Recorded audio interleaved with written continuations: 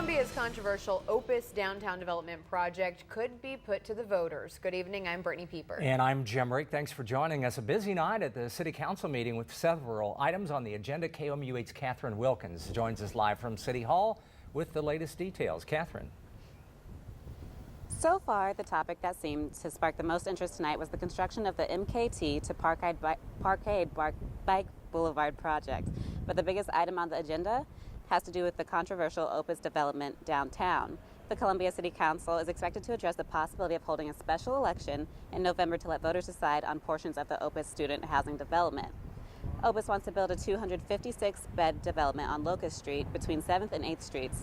The council will have to decide whether to accept or reject a petition that would repeal the ordinance, which council says will eliminate Opus, giving the city $500,000 in infrastructure funding. If the repeal is rejected, there will be a special election where voters can decide whether to repeal the ordinance for themselves. Councilwoman Jenny Chadwick says Opus will build eventually, regardless of the petitions. But opponents say the city has authority to stop the construction.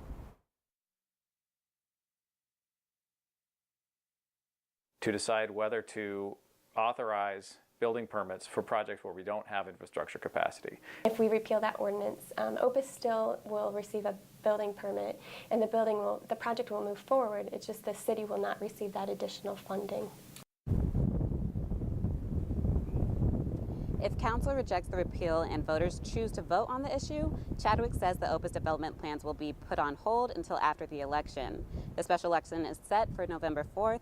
We are also watching other topics on the agenda. We'll bring you another live update tonight at 10. Reporting live in Columbia, Catherine Wilkins, KOMU 8 News.